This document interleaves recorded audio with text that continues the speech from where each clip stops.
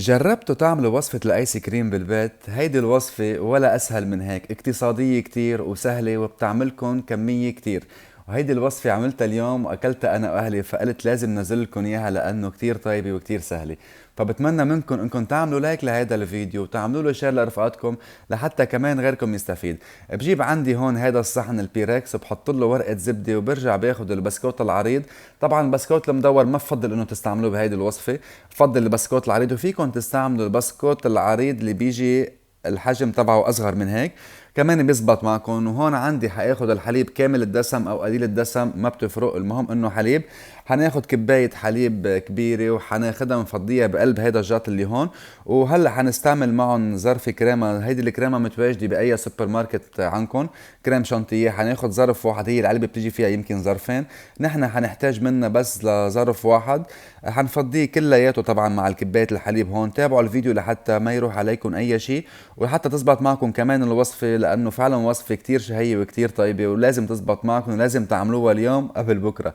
حاخد هون ملعقة ونص سكر معهم، فيكم تستعملوا سكر البودرة وسكر العادي كمان، انتم مخيرين. وبرجع باخد كمان الفانيليا، فيكم كمان تستعملوا الفانيليا السائلة او الفانيليا البودرة، انا حاستعمل الفانيليا البودرة، يعني على الحالتين بتزبط معكم. وبرجع طبعا من بعد ما اضيف الفانيليا عليها حبلش احركهم لمدة تقريبا شي 10 دقايق. طبعا اللي عنده المكنة تبع الكهرباء بتاخد معكم شي 3 دقايق خفق، اما اذا على ايدكم حتاخد معكم شوية وقت ل 10 دقايق تقريبا. وباخد تقريبا شي 6 7 حبات فريز، شوفوا من بعد الخفق كيف صاروا عندي هون، يعني كتير كتير منظرهم بشهي. من بعد ما ادينا البسكوت نحن عنا هون، وطبعا هيدي الكريمه يلي عملناها انا وياكم مع بعضنا، شوفوا كيف القوام تبعها صار من بعد ما عملتها 10 دقائق على ايدي. فيكم تكونوا تعملوها على المكنه بتاخد معكم شي دقيقتين او 3 دقائق. حافرد الكميه، طبعا ما تحطوا الكميه كلياتها بهيدي الطبقه، افردوا نصها تقريبا لهيدي الكميه ووزعوها على البسكوت كلياتها لحتى يطلع معكم على هيدا الشكل.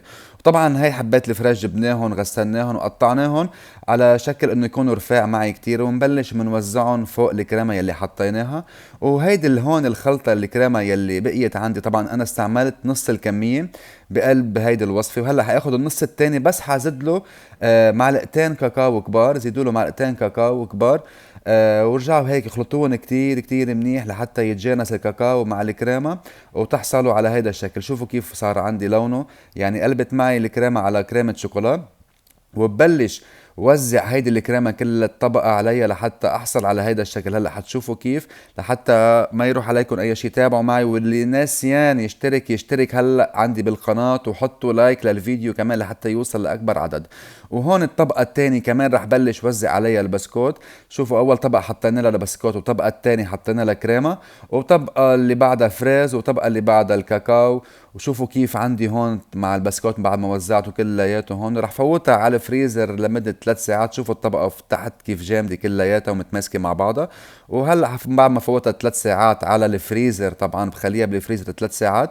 وشوفوا من بعد ما طلعتها كيف طلعت عندي هون، وقصيتها طبعا بالسكينة وطلعت معي كلها متماسكة مع بعض. وعن جد وصفة كتير بتشهي ولازم تجربوها لأنه وصفة اقتصادية وبدون حليب مكثف، ولا أخذت معي مكونات كتير وكتير كتير طيبة، يعني لازم تعملوها.